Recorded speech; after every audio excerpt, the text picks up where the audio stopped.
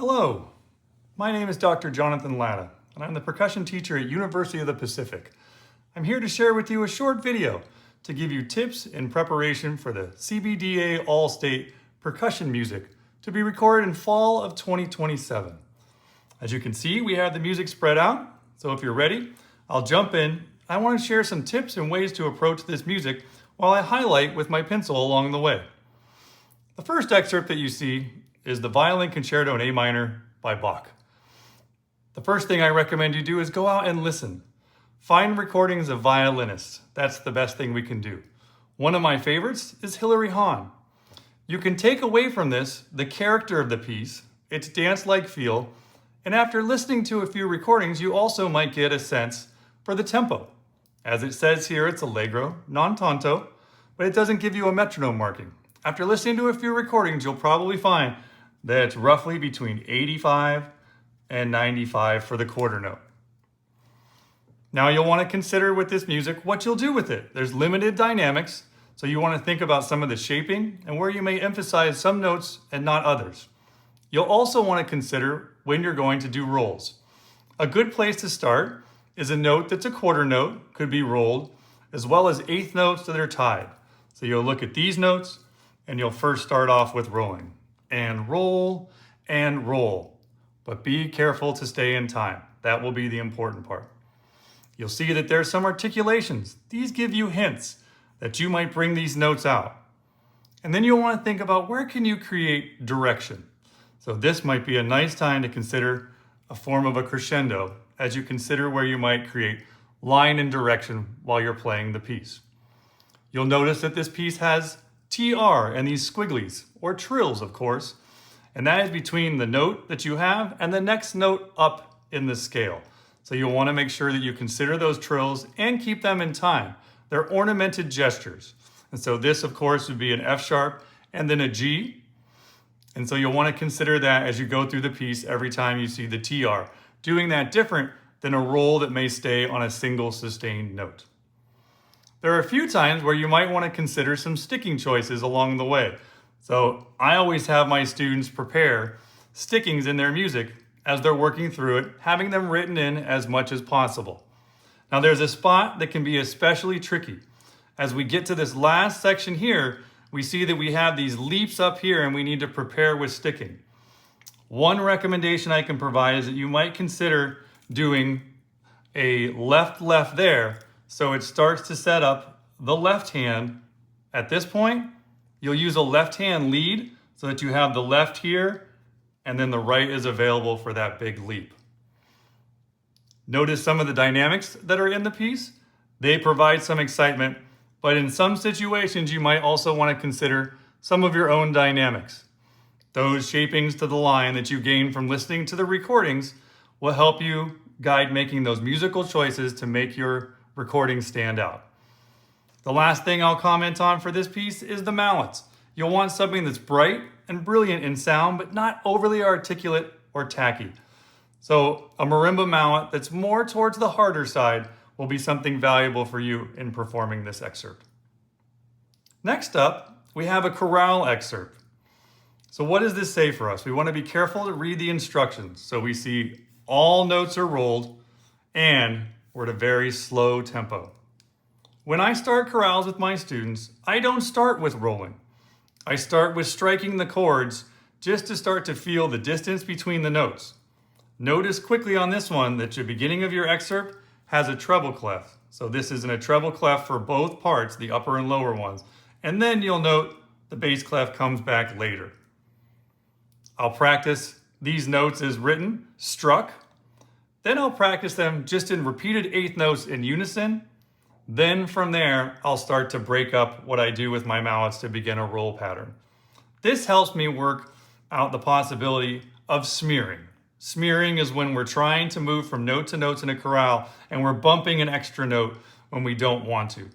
We practice without rolling first to get a sense of where the spacing is, and then we slowly move into eighth notes, 16th notes, and then we break the hands to create a roll texture. Something beautiful about this piece is its use of tension and release. So when you see in the piece moments like this, there's a moment of tension with those two notes close together, and then it releases. I would take these moments and intensify the roll speed and the dynamics a bit to bring out that tension, and then have it release by slowing the roll speed and creating a warmer sound. Notice it's full and forte at the beginning, and then when you return with the notes in the lower register, you're at a pianissimo. For this excerpt, I would look for mallets that contrast what you use from the box. So if you have them available, this time it's a softer, warmer mallet that you'll use. Different from the bright, brilliant mallet that's sounding like a violin in the Bach. This is a warm chorale. You should sound like an organ, a warm, deep sound, not so much articulation by using the soft mallets. Let's move ahead. So after we finish these two excerpts, we move into some of our orchestral music. The first example is from Pines of Rome. So you'll want to notice quickly a few things. This is a bright tempo. So you're going to be working on this to build up to that tempo. But I think you'll also notice quickly the range of this music. So this is the traditional part we see. And what you'll probably notice quickly is that your glockenspiel at school may not reach up to those notes. That's okay, because it is common practice, as you can see from this excerpt book, that you would take the notes down an octave. So be prepared to consider the work one octave lower than it's written, as you can see in this example from this excerpt book. So once you've determined the octave that you'll be able to use, then you can begin to practice. The eighth note is fast and bright. You'll want to eventually think of it in a feel of one, but to achieve these rhythms, you'll want to be thinking also in a two while you're practicing, the metronome splitting up by the two eighth notes. As you proceed through your work here, you're going to use this crescendo to make this first part exciting, and then you'll want to recognize quickly after that that this section is very soft at a pianissimo, and then the dynamics build back up, and then we're very careful with the tempo. This one needs to have a very rigid feel. The last thing I'll say about this as well is to consider the mallets. So you have the glockenspiel you have at school that you're able to play on, and it might be common to consider something kind of brittle, something like this. But this would actually be a thin tone. As you're thinking about what you're recording, you want to do multiple takes so you can hear different mallets and different sounds, and you'll also want to consider the proximity of the recording device from the instruments. It should be different in different instruments, meaning that the marimba would have one sound in one distance, and a glockenspiel might be something very different. But instead of maybe using those mallets, you could experiment with a hard plastic. A hard plastic might be a mallet to bring out a little more color and depth from the glockenspiel, and might give you a broader range of dynamics too, when you can play with those plastic mallets instead of just the one singular dynamic that often comes from just using a thin brass mallet. So thinking about the mallet, being strict with the tempo, using the dynamics, and of course adjusting as you need to for the range based on the instrument that you have available to you. Okay, so now we've moved off the melodic instruments for a minute, and we'll go to some of our unpitched instruments. Next up, we have the Trepak movement from Tchaikovsky's Nutcracker. So you start at letter D. You want to be clear and articulate. You want to talk to your teacher to make sure that you have a tambourine with a head at your disposal, a concert-style tambourine if possible. That'll give you the best sound for this instrument. Now, I have a set of videos that I have out there on YouTube that's available if you want to learn more about tambourine techniques that could be helpful. So you could search in YouTube, Pacific Percussion, tambourine, and then you might also add in my last name, Latta, L-A-T-T-A. And you'll find a short video that gives you tambourine techniques that'll be helpful in a movement like this. We want to note that it's a full sound, but then there's this forzando, and so we might build a crescendo there. What does stringendo mean? Stringendo means that you're going to speed up. So that's why you see quarter note equals 140 to 160. That's a hint, I believe, that you start at 140, but as you do a stringendo, you're going to want to finish close to that 160 mark. As you can see, the last tempo marking is prestissimo. It might be for you to achieve a clear sound on this last section after having sped up for the stringendo, that you use an extended technique. That might be where you use the tambourine between your hand and your knee, alternating between that. We sometimes call that knee fist technique. That can give you a bright tempo, because if you're trying to use the one hand to make that sound at that tempo, it might not be as clear, and that extended technique could be something that will be helpful for you in making those fast, articulate passages. You want to be clear and clean with these rhythms. You want to hear the stringendo, and you want to get to a prestissimo. Again, like everything else, I recommend you check out some recordings ahead of time. Now on to our cymbal excerpt. We're in Tchaikovsky's Symphony No. 4 in the last movement. So the trick with Tchaikovsky's cymbal parts is that it's written typically as you see it, where they're all the same. But cymbal crashes are not all the same in music all the time. They often don't give you all the information in parts like this, like how long the crash should ring, if all the notes actually do sound the same in volume and texture. So as you're considering a pair of concert crash cymbals with a good, clear, dark sound, then we can start to address what you do. So the first thing is, should these notes be longer or shorter? When you go and listen to a recording, you'll find out that many of these notes are sustained. We hear the first one bold and attack, and then the fourth note beat here is a little bit softer. And then we increase our sound again. Cha, do, da, da, da, soft, loud, do, da, da, da, soft, loud, da, da, da, soft, loud. So we can put little dots to help us remember to be a little bit softer, and then longer and louder. These quarter notes we want to give some direction to, and then this is a very short note, followed by a long note. We're going to count carefully through the rest to make sure that we're clear in our time. These are long notes. These notes can have tenuto, so they can have separation, and then this one's a short one. Same things repeated here, and then a short one. You're counting carefully. Big long note here, long, long, and then very, very short at the end. So you want to have an understanding, make these marks in your music, listen to symphonic recordings, make sure you affirm some of the recommendations I make by your listening, but have an understanding that you can clearly present the differences between the long and the short notes, as well as creating some musical phrasing in your playing. Let's move on. Next up, you have our snare drum solo. This is from Anthony Cerrone's Portrait in Rhythm. It's number 25. Like all of his solos, he gives some nice discussion at the top of the page. I would take some time to read that. After you've understood what we're doing, which is we have an A section that's broken up into two different parts, then a trio in the middle, and we repeat to the A section, you'll have a sense of the form of the piece. This is in 6/8 and then 3/4. So when we're in the beginning, this dotted quarter note equals 60 provides some guidance that these should feel like two little groups of 3. 1, 2, 3, 4, 5, 6. 1, 2, 3, 4, 5, 6. And that can help us shape the line a little bit.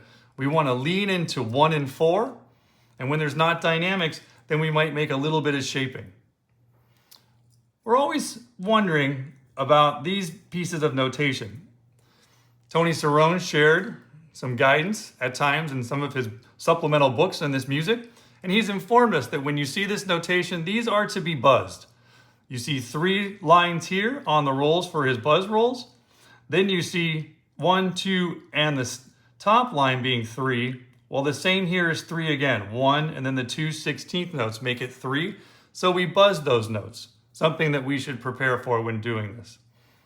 We see exciting grace notes in this piece. When we see the 3-stroke rough, we want to be thoughtful in what we do. One sticking I like is to consider that sticking to bring clarity and accuracy to what we're doing. In any case, you should experiment with a variety of stickings and find the one that creates a grace note sound where these notes are softer than these primary notes, and that we're clear with our rhythm and concise with our accuracy. The middle section speeds up, so you're in a 1 feel that's brighter than our 60 that we saw before. Now we're in the dotted half equals 72. This should be a bright, light waltz feel. When we do a waltz feel, we hear pa pa, pa pa, pa pa.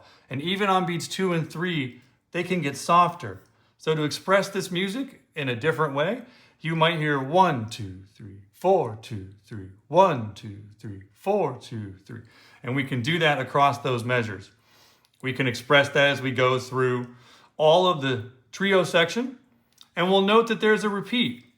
When asked to repeat, we like to change things up a little bit. So you'll make some subtle musical choices the first time and adjust those choices to something a little different the second time, while still maintaining an understanding and clarity around the dynamics and the rhythms that are being played.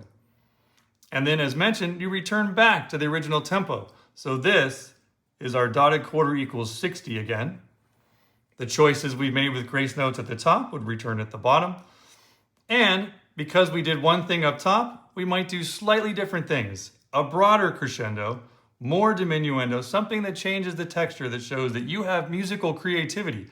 And that when you play a section twice, there may be differences in both, subtle and thoughtful, that create more variety in this piece and helps you be able to stand out from some of the other performers. Now we return to a melodic instrument. Of course, that's timpani for our last excerpt. So for this etude, you want to consider a few things. First off, mallet choice. So we're looking at this piece and we see a handful of articulate rhythms, but we also see some rolls. So we probably don't want to go to our hardest mallet, so we'd want to avoid something that's this hard, but we also don't want to be with our fluffy, softest mallet. So when we're thinking of Goldilocks and the Three Bears, it was Baby Bear right in the middle that always made Goldilocks happy. So a mallet that's a little bit to the harder side, but doesn't have so much articulation that it's an ultra staccato mallet. Might be the right choice. Now, as we're preparing this, we want to make sure we play in tune, that our drums are clear. That means that the drums are in tune with themselves, and they have a focused pitch, and then we've taken the time to carefully tune our drums. We also want to make a choice with the drums. So a consideration would be which drums to play on. Well, we're looking ahead, and we see that we have a G that at a certain point gets retuned down to another pitch in the F. That means we could comfortably play this, on the 32-inch timpano. The B flat would do well on the 29-inch, but you might explore with your E flat if your 26 or your 23 is the right fit. And what you're listening for is the clearest and focused tone. And so given your collection of drums, it might be one of those two drums. It's okay to play with 32, 29, and 23 if you're getting your best tone from the drums. The tempo of this piece is allegro. What does that mean? Well, it's roughly anywhere that could be from 120 to even as high as 150. So you'll want to consider in that tempo range as you're preparing the piece.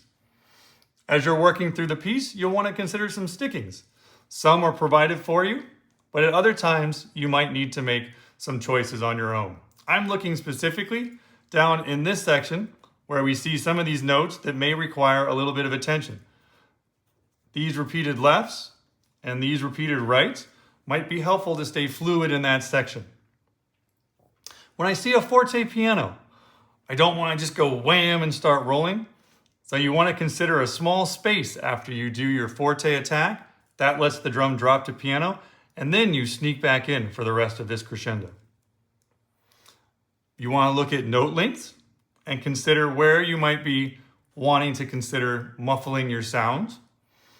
There's a technique known as adjacent drum muffling, where you play one drum and then you mute it when you do another drum. This is an example of a spot where we would do that. I played my E flat, and then as I play my G, I make a note to mute my E flat. And then as I play my G, I make the note to mute my G when I do my B flat. That's something that takes a little bit of practice and coordination, but brings some real clarity to your sound. We see that there are grace notes at times to pay attention to. And my last comment will be to think about the rolls. So rolls, of course, on timpani are single stroke. And for different drums on different pitches, we roll at different speeds. I like the rhyming phrase, lower equals slower. So we'll be slightly faster on the higher pitches, and when we roll on some of the lower pitches, then we'll roll slower to get a nice warm sound. We want to make sure to release these rolls so we can articulate these rhythms on beat 4 in time. So we're being thoughtful, not only about the texture of our roll, but the length of our roll and how we end them to play rhythms that occur after rolls clearly and focused in time. I hope that this has been helpful as you prepare these different etudes. If you have any questions at all, you can feel free to email me at my work address, jlatta@pacific.edu. Happy practicing and good luck on your audition.